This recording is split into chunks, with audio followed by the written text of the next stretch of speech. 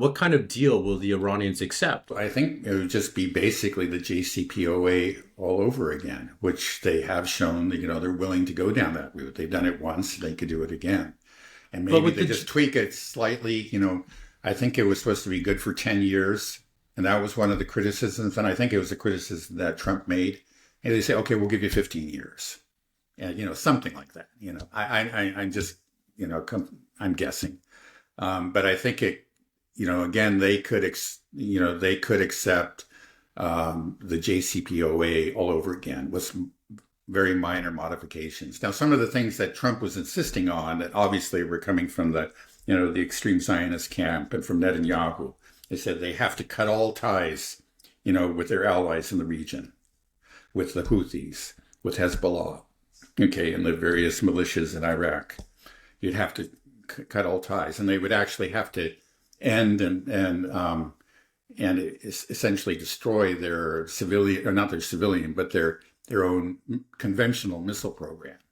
They're not doing that, again, for the reasons, probably the reason, again, that they do have bargaining strength and they haven't been attacked is because they have this missile program. So they're not going to do that either. But apparently, when the Iranians were making that clear ahead of time, hey, we're not even going to talk about that stuff. So it seems like Witkoff respected that, the red lines of the Iranians. And I don't know what they talked about, but the Iranians said that the talks were held in a respectful way, which is, was new. We'll see. Again, Witkoff may get in trouble for doing this, but maybe Trump will back him. He, like he said, he's reckless, he's impulsive, he often, plunges into all kinds of matters without understanding the issues. But he's not crazy. Again, like when he sees, if somebody can make it clear to him that this course is disastrous, he does pull back. And maybe that's what he's doing. Let's just hope so. I would say there still is a serious risk. I would say it looks, I'm more hopeful than I was, but the danger is, far from past. And, we'll just have to hope for the best. I'm just somewhat more hopeful, but the risk is there. There are these people that are clearly, they've always been there. Netanyahu and people in Trump's own administration that are just dying whose life's mission seems to be war with Iran, and they're going to push really, really hard. We know they will, and maybe they won't get what they want. Let's hope so. Right. So I bet Benjamin Netanyahu feels like this negotiation didn't go the way he wanted to. Right. The fact that it came off friendly. Although it seems like Steve Witkoff always says it goes well. I mean, we heard the same thing with the ceasefire deal that he brokered with Hamas, between Hamas and Israel. He said also the same thing, how things were just going swimmingly with Russia and Ukraine. But in reality, we haven't really seen much progress on that. And then the one between Israel and Palestine almost seemed to be a ruse. It never seemed to have any intention of being completed and held up. So I'm skeptical. Yeah. And also there's, like I said, I would be surprised if the Iranians would accept the JCPOA all over again if it was reneged before by the Americans. Like, wouldn't the Iranians, if they do feel like they're in some position of power, to force some concessions from the American side to say, okay, we'll agree to this, but you have to remove these sanctions first? Or could they even put pressure on it to say, you need to put pressure on Israel to stop the war in Gaza? Do you think that's possible? Yeah, well, I actually am reminded of the Black Sea Initiative, also called the Grain Deal. That was the idea of it was revived recently by the Americans, and essentially the Americans agreed to the Russians' demands. Now, what the Russians, again, in that deal, it was supposed to be like any treaty, any agreement. It's reciprocal. Both parties are expected to do certain things. And in that the grain deal, the Russians were supposed to receive certain benefits, namely, restrictions were supposed to be lifted on their agricultural bank in particular, was supposed to be reconnected to SWIFT.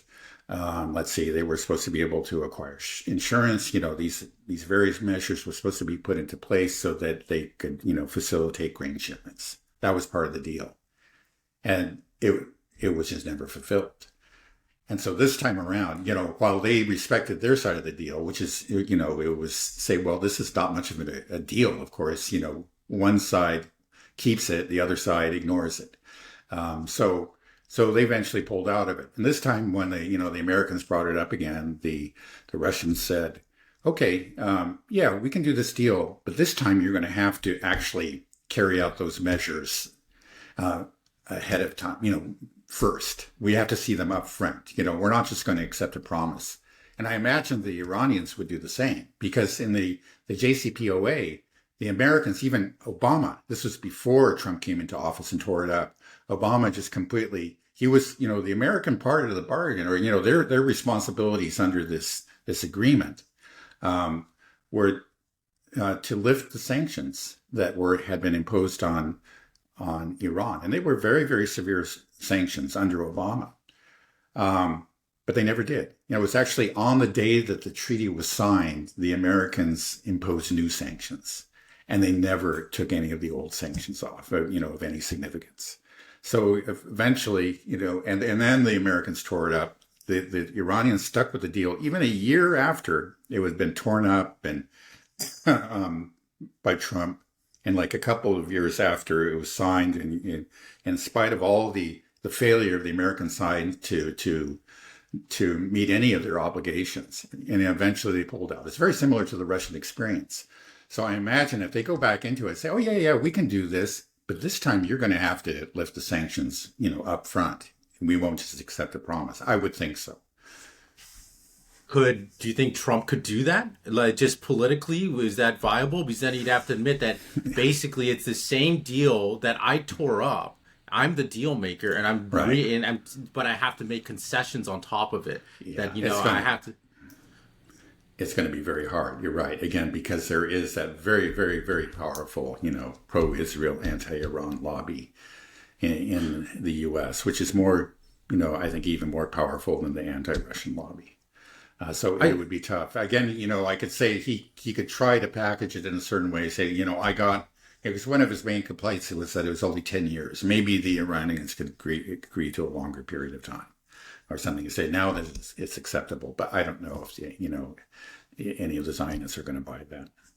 I saw something trending on X where, I don't know if this is true, but it was saying that Iran is saying that we want to completely denuclearize Middle East, which means that we're happy to denuclearize completely, but as long as Israel does too, kind of shining the spotlight on them. Mm. I don't even know if that's true, if that's just something that somebody's posted and it's gone viral, but in my mind, that's great. That's a good idea. It's like, yeah, let's be fair. Iran shouldn't have nuclear weapons, but Israel shouldn't have nuclear weapons either. They're the ones that that's going around bashing everybody constantly, and they have these nukes. So do you think that's something that Iran could try to stick to their guns? And is it possible that Iran may try to push this further because they know that they kind of do have a position of power, and if they do want to bring down the American empire, we've talked about this before, it's war with Iran will bring it down. Of course, it could be horrific for Iran as well, but it's just something I'm thinking. Yeah, well, I mean, it certainly would be fair, but the Israelis are never going to do that in a million years, and their backers, they're very, very powerful backers in the U.S. would never allow that to happen. But they could certainly, it would shine a light on this fact. There's probably a lot of people that aren't aware of it, and I think that would have that benefit, a benefit of enlightening a certain portion of the public. Right. It would just further just show the hypocrisy of everything that Israel is doing, which I think would be greatly beneficial. It could help bring down the Zionist regime there. But I'm also just afraid, like you said, Benjamin Netanyahu, this is his lifelong dream, his work, what he's been working for so long. He's in the middle of this war. He's got all these legal cases against him. There's internal strife within Israel. This is his one shot. if once this is over, I mean, he can once the Gaza thing ends, whether or not they withdraw and they attempt to rebuild, or they just completely ethnically cleanse it.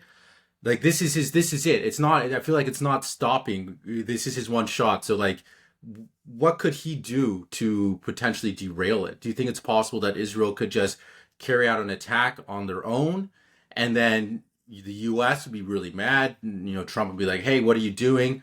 But Netanyahu knows no matter what, once Israel starts getting hit, the U.S. will have no, you will be sucked into it no matter what.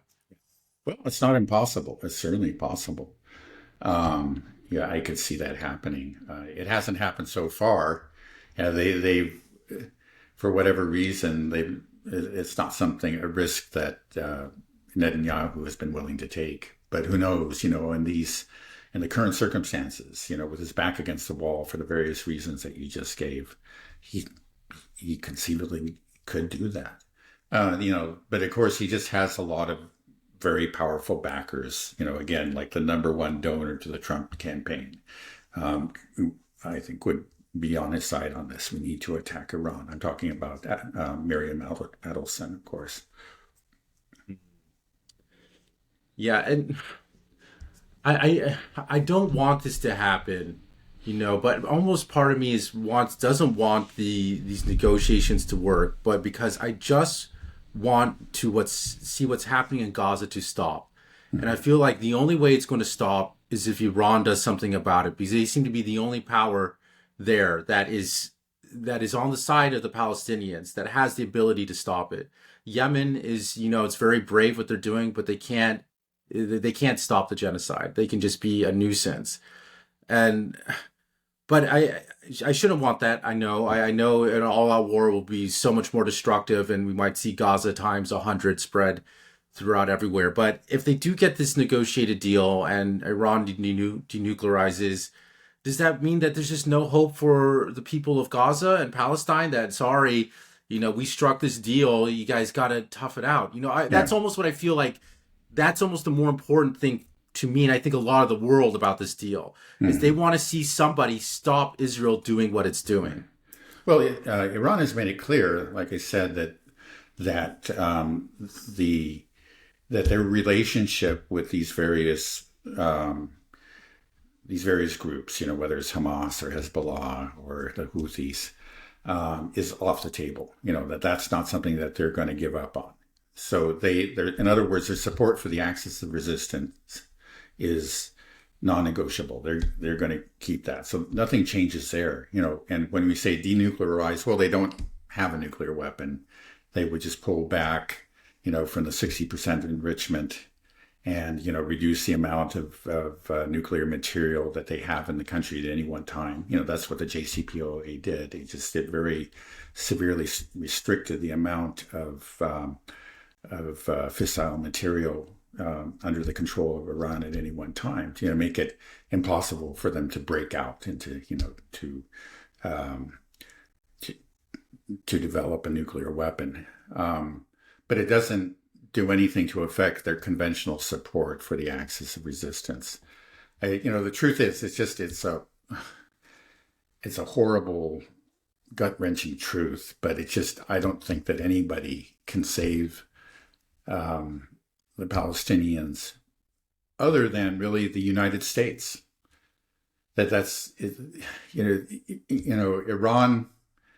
can make Israel pay a cost for its support, but I don't think it can actually stop them. And if a war broke out between Iran and Israel might just use that as a cover to really to complete the genocide or the ethnic cleansing of Gaza. That's a horrible truth.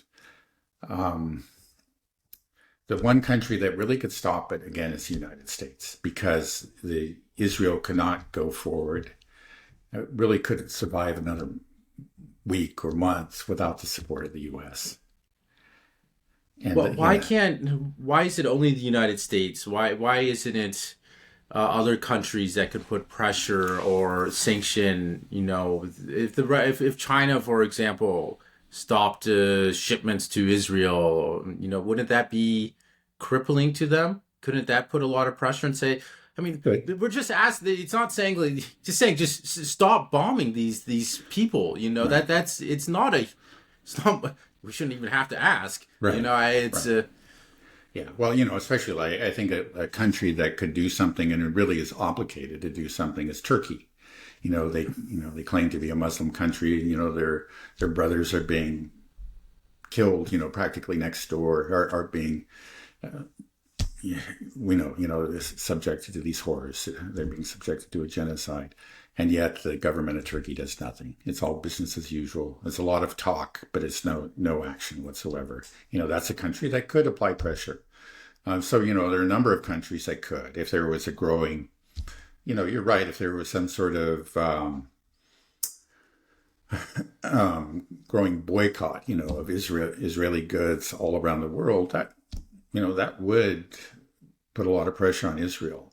But even so, as long as they have the U.S. there, I think there would be this tremendous outcry, about anti-Semitism has just become this horrible cancer that has gripped the whole world, and we Americans have to prevent this and fight it. And then, instead of giving the Israelis, whatever it is now, five, with the recent military packages, it's much more than the $3 or $4 billion that they get every year, the many billions of dollars that Israel receives every year. We'll double that, make sure that they can keep on going and fight those evil people that are trying to destroy them.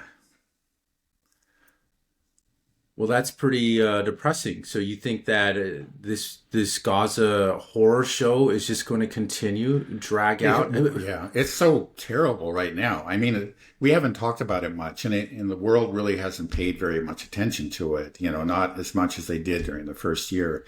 But things aren't getting any better; they're only getting worse. I mean, and the horrors are never ending, and we've just become numb to them. I'll give you an example. I think if you remember in the first month of the war, back in October of 2023, there was a missile that struck a hospital in Gaza. And there was a great controversy over that. The Israelis were claiming that somehow this had been fired by Hamas or maybe Islamic Jihad from the parking lot and it had gone the wrong way or whatever. There was, and they fought it, and there was a great debate, online that was waged in the media and online, and that same hospital was actually just struck, I think it was yesterday, by two missiles. One that took out a surgical ward, the other that took out the oxygen supply plant of the hospital. It just rendered it almost completely inoperable. And there's no comment about it. The Israelis didn't even bother this time to come up with a story and try to fight it. It just shows that within this year and a half that this war has been fought, we are witnessing a descent into barbarism, something not just within Israel, but, among all of Israel's supporters, all those people, all those media organizations, those journalists, those politicians that are complicit. It felt like, once they had some sort of conscience, or at least they needed to keep up this appearance of a concern, for human lives, other than Israeli lives. And now they don't even bother. I mean, this is what we're seeing. And Israel, Gaza is becoming uninhabitable. The Israelis are destroying, I think it was just a couple of weeks ago, and maybe it was a month ago, that they destroyed a water pipeline that supplied 70% of the drinking water in Gaza. That is still inoperable. And when the Gazans themselves tried to repair it, they were attacked by the Israelis. And that's just, a thing, no food, no water, no hospitals, all the homes. Some of the homes that were, have been repaired have been destroyed again. I think it was just yesterday, a family of like 12 had moved back into a house that they had repaired. It had been attacked early, and then it was destroyed again, and everybody was killed. The grandparents, everyone. And it's just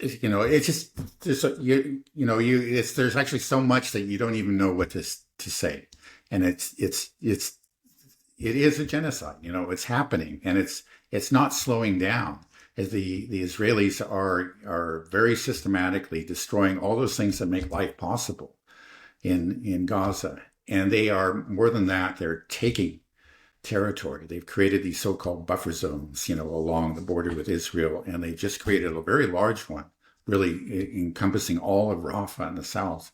So now 25%, and then we also have, what is it called, the Yahatzin corridor. It's something that runs right through this, pretty much right through the center of Gaza, and bisects it, pretty much cuts it in half. They've taken that too. So, Gaza is being eaten up and carved into pieces, and I think we can expect that probably they are never going to remove themselves from that. So you have they've already taken 1/4 of Gaza, declared these areas to be military zones, for Israeli military only, and then they're attacking the remaining 3/4, and have told informed the Gazans, that this is a free fire zone. You have to evacuate immediately from that zone. And the end result is that only 1/3 of the land is supposed to be safe, but it's not even. But that's not safe. They tell them, you go to this place. This is a sanctuary area, and they attack that. I mean, these people are not going to survive. I mean, if this continues. And I think it's all obviously all very deliberate. And it is now they're talking, it was the sort of thing that they couldn't talk about openly, at least in English. Maybe they said it in Hebrew among themselves, but now openly saying, it's basically you die or you leave. And now, if you want to leave, we have places we can send you. And, this is what's happening. And there's just nobody that really can stop it again, other than the Americans, and the Americans have no interest in doing it, apparently. I just can't believe that this is happening. It's been happening for so long, and it's not going to be stopped by anybody. I'm just waiting. Every day I'm just waiting, like, somebody's going to stop it. Someone's going to step up. Iran's going to step up. Maybe the Egyptians will rise up. Maybe we'll see the Jordanians. These stories that you tell me, like, these are happening. I see them on X as well. What you told me about, like, the family that moved in, that repaired their house and just collapsed. It's like, that's just a microcosm. Yeah. I'm seeing horror stories like this every day on X, and it's painful. It's really painful to watch, and I think so many people are seeing it. I just can't believe that we're not doing anything. Like I said, this is 2025. We have all this information at our fingertips, and people you watch it on your phone, and then you just go on with your day. It's strange to me that I can see such horrors every day on my phone, and then I just go to the grocery store and go about my life. And it's affecting me. I know, because sometimes I have trouble sleeping when I see some of these videos at night. I just can't believe that you think that it's possible that this is just going to happen. That it's just, it is happening, but that, yeah, it is happening. We're not going to see somebody step up. Like, surely somebody will. I mean, how could we watch a genocide unfold before our eyes?